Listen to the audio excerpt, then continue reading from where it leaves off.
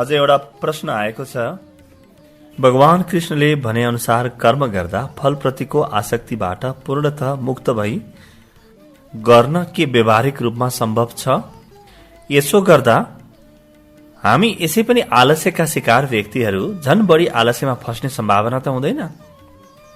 हामीले दैनिक जीवनमा गर्ने योजना बनाउने उद्देश्य र फलमा के भिन्नता छ? असाध्यै महत्वपूर्ण प्रश्न सोध्नु भएको छ। प्रश्नकर्तालाई धेरै धन्यवाद। मनुष्यको मूल रोग नै फलाकांक्षा हो। कर्म के हो? कर्म परमात्मासँग जोडिने एउटा महत्वपूर्ण विधि हो। यो जुन भगवत तत्व छ, यो परम अस्तित्व छ, यो जुन प्रेमल ऊर्जा छ, त्यससँग जोडिने तत्व हो। हामी जे पनि कर्म गर्छौं दिनदिनै, हरेक दिन गर्ने 24 घण्टा हामीले गर्ने कर्महरू, हाम्रा दैनन्दिन कर्महरू सबैलाई हामी परमात्मातिर जाने मार्गको रूपमा विकसित गर्न सक्छौं, प्रयोग गर्न सक्छौं। यदि यो सानो कुरा हामीलाई आयो भने त्यो के हो? फलाकांक्षा रहित कर्म। यो कर्म कसरी फलाकांक्षा रहित हुन सक्छ? थोरै ध्यान दिउँ।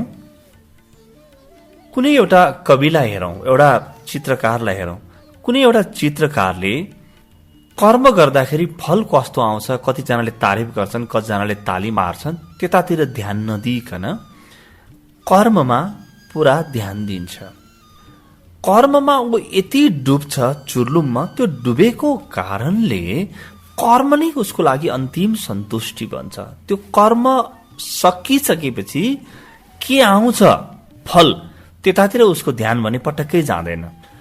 विन्सेन्ट भान गग जो एउटा प्रख्यात चित्रकार हुनुहुन्थ्यो, उहाँले आफ्नो जीवनभरि जति पनि चित्रहरू बनाउनु भयो त्यसमा मुस्किलले केही मात्रै बिक्री भए, तर त्यसले उहाँलाई कहिले पनि हतोत्साहित बनाएन।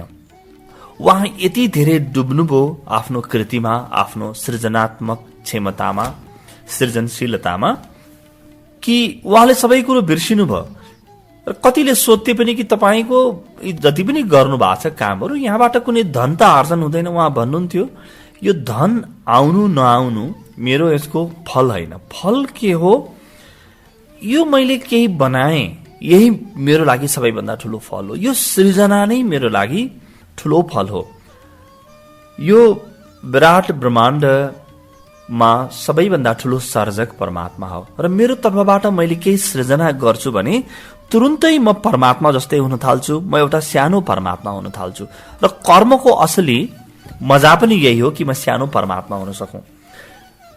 मनुष्यको मनमा रहेका चिन्ता, अशान्ति, तनावहरू हामीले कोट्याएर हेर्ने हो भने यिनीहरूको केन्द्रमा योभन्दा पहिले जति पनि कर्महरू भए त्यहाँ भएका फलाकांक्षी नै हामीले कारणको रूपमा पाउँछौं। त्यहाँ भएको फलाकांक्षा या फलाशक्ति। कर्म गर्दाखेरि कर्मले हामीलाई त्यो आनन्द दिँदैन र हामीलाई कर्मभन्दा पर रहेर फल चाहिन्छ।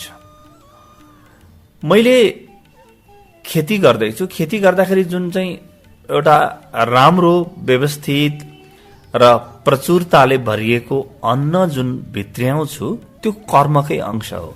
तर मैले यति भित्र्याएँ उति भित्र्याएँ भनेर मैले मेरो मनमा केही जोड घटाउ गर्नु यो अस्तित्वको अंश होइन, कर्मको अंश होइन। यो मेरो मनको उपज हो। कर्म कहिले पनि मनको उपज हुँदैन। कर्म भित्री अस्तित्वबाट आउँछ भने फलाशक्ति मनको उपज हो। एउटा मानसिक दुविधा मात्रै हो।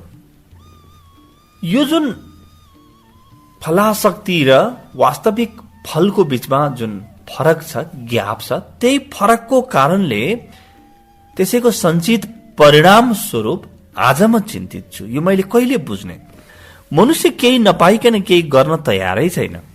कर्मलाई पनि हामीले कति निकृष्टतम तहमा झारिदियौं। जब मैले फलाकांक्षा रहित कर्मयोगको बारेमा बोल्दैछु र धेरै पत्र पत्रिकाहरूमा लेखहरू आइरहेका छन्, मलाई विभिन्न धर्म सम्प्रदायका साथीहरूले सोध्नुहुन्छ, बाबा यो तपाईले कति आदर्शवादी र अव्यवहारिक कुरा गर्नुहुन्छ। म भन्छु आदर्शवादी र अव्यवहारिक कुरा यो पटक्कै होइन। यो त परम व्यवहारिक कुरा हो।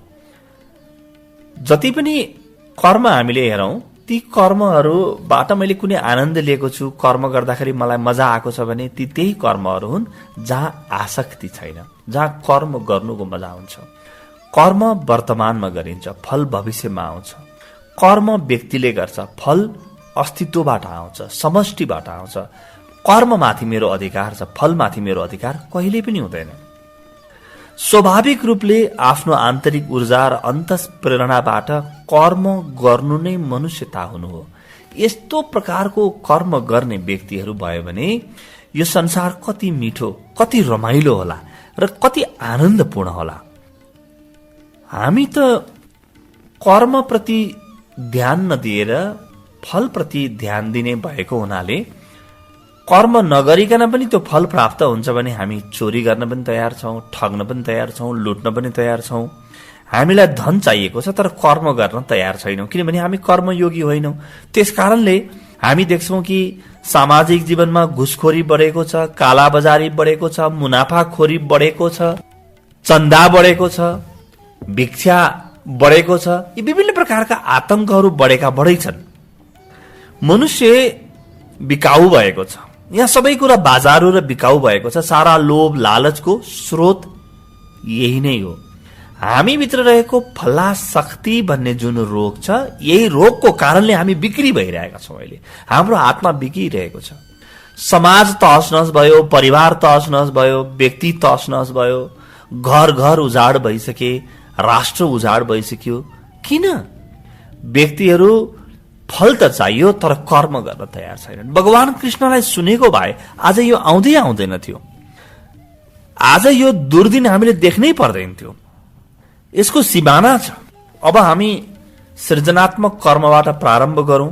अहिले यो घडी जे कर्म गरिरहेको छु म, त्यो कर्मतिर ध्यान दिउँ।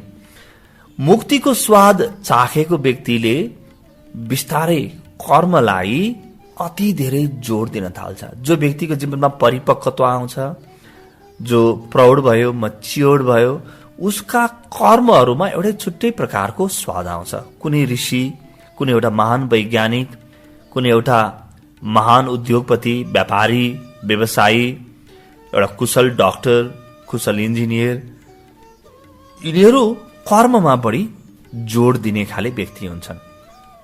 अहिलेका विश्वका सुप्रसिद्ध टेनिस खेलाडी राफेल नाडललाई कसैले सोध्यो, तपाईँ यति राम्रो खेल्नुहुन्छ र हरेक प्रतिस्पर्धा तपाईँ जित्नुहुन्छ, कसरी जित्नुहुन्छ?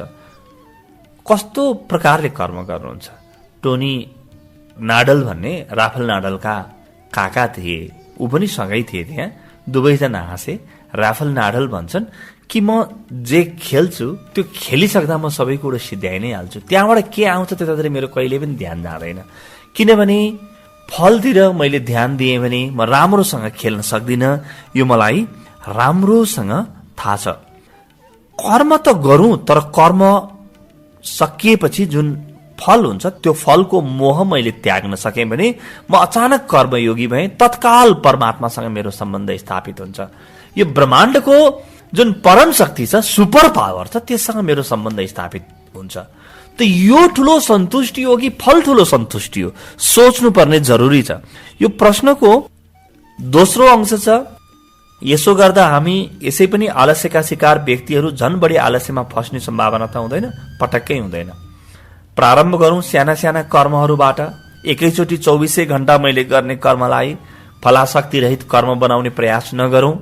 साना साना कर्महरूबाट प्रयास गरौं र बिस्तारै हामी पाउँछौं कि लोभ र लालच बिना, कुनै पनि व्यक्तिगत अहंकार बिना, फलाशक्ति बिना कर्म गर्नुमा यति मजा आउँछ कि साक्षात परमात्मा नै भएर कर्म गरे जस्तो हुन्छ।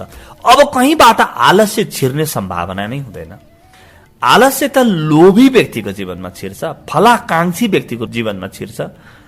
फल पाउनुपर्ने हो, पाउँदैन कि भन्ने लाग्यो भने उसको जीवनमा आलस्य छिर्छ।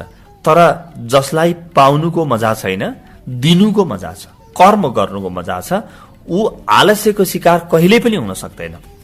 र अन्तिम प्रश्नको अंश छ, हामीले दैनिक जीवनमा गर्ने योजना बनाउने उद्देश्य र फलमा के भिन्नता छ? कर्म गर्दाखेरि महान उद्देश्य राखेर कर्म गर्नुपर्छ। मैले किन गरिरहेको छु यो कर्मले मलाई के दिन्छ, यो मैले कस्तो बनाउनु पर्ने हो, त्यसको मैले उद्देश्य राख्ने, योजना बनाउने सारा काम गर्नुपर्छ। जुनलाई हामी व्यवस्थापनमा योजना, प्लानिङ, उद्देश्य, एम्स, अब्जेक्टिभ्स भन्छौँ। पुरै म जे गर्दैछु त्यसको प्रारूप मेरो मनमा होस्। चित्र म बनाइरहेको छु भने कस्तो चित्र मैले बनाउने हो त्यसको प्रारूप मेरो मनमा होस्।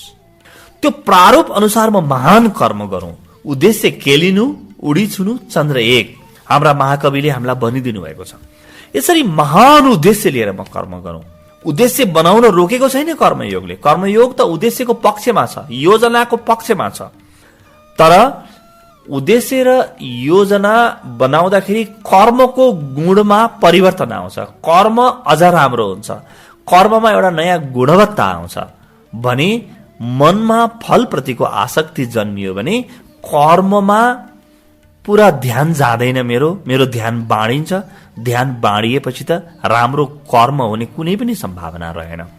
त्यसकारणले यदि तपाईँ शिक्षक हुनुहुन्छ भने आफ्नो योजना बनाएर कर्म गर्नुहोस्। विद्यार्थी हुनुहुन्छ भने पनि कति अङ्क ल्याउने हो, कहाँ जाने हो, के पढ्ने हो, कसरी गर्ने हो। कर्मचारी हुनुहुन्छ भने 1 वर्षमा के गर्ने हो, 5 वर्षमा के गर्ने हो, 10 वर्षमा के गर्ने हो। अथवा आफ्नै व्यवसाय गर्ने व्यवसायी हुनुहुन्छ भने पनि लामो कालसम्मको दीर्घ रूपमा लङ टर्म त्यसबाट मलाई के हुन्छ, म कसरी कर्म गर्छु, त्यो पुरै योजना बनाएर कर्म गरौं। योजना उद्देश्यका साथ कर्म गरौं। यसबाट जीवनमा नयाँ प्रेरणा पनि आउँछ, कर्म गर्ने ऊर्जा पनि जाग्छ। तर ध्यान के दिउँ भने कर्म सम्पन्न भइसकेपछि जे आउँछ त्यो अस्तित्वबाट आउने हो। त्यसमाथि मेरो अधिकार हुँदैन। कर्ममा मेरो पुरापुर अधिकार छ। कर्म म पुरा गरौं र फलमा मेरो अधिकार नभएको कारणले फलप्रति म समभाव राखौं। अचानक परमात्मासँग म जोडिन पुग्छु। म भित्र रहेको शान्त चेतना समभावसँग म जोडिन्छु। जहाँ जोडिएर कर्म गर्दा जुन एउटा महान ऊर्जा छ त्यससँग जोडिएर कर्म गर्दा जीवनमा परम तृप्ति आउँछ। त्यो तृप्तिबाट अझ सुन्दर कर्महरू सम्भव छन्, अझ सृजनात्मक कर्म सम्भव छन् र यो पृथ्वीलाई नै नयाँ नेतृत्व प्रदान गर्न सक्ने, जीवनलाई नयाँ मोड दिन सक्ने र समाजलाई नयाँ बाटो देखाउन सक्ने कर्महरू हामी प्रत्येक व्यक्तिबाट हुन थाल्छ। त्यस्ता कर्महरू निश्चित हुन थाल्छन्। यो महानताको बाटो हो। यो एउटा विशाल लक्ष्य लिएर हिँड्ने व्यक्तिको बाटो हो। कर्मयोग महान व्यक्तिहरूको बाटो हो। कर्मयोग सद्पुरुषहरूको बाटो हो। कर्मयोग अल्छीहरूको बाटो होइन, फलाकांक्षीहरूको बाटो होइन।